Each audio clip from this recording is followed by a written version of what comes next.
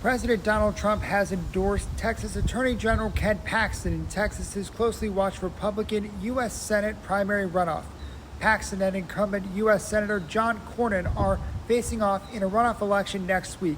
In a lengthy social media post on Tuesday, Trump called the Texas Attorney General an America First patriot and a true MAGA warrior.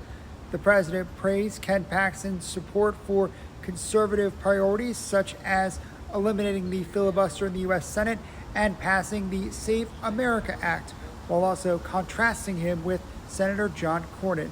Back in March, Paxton said that he would consider dropping out of the Senate race under certain conditions, like if the Senate Republicans agreed to drop the filibuster and pass the Save America Act.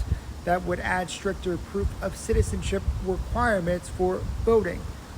Both Cornyn and Paxton have spent the last several months really highlighting their ties to President Trump and trying to appeal to Republican voters across Texas.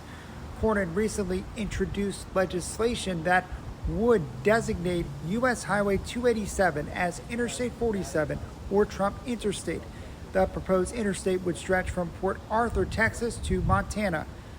This runoff has become one of the most expensive and aggressive and nasty Republican contests that we've seen in many years. Here's what President Trump had to say about his endorsement at the White House this morning. There are those that say whoever I endorse is going to win. I don't know if that's true, but historically that's absolutely true. I just don't like to say it because I don't like to brag.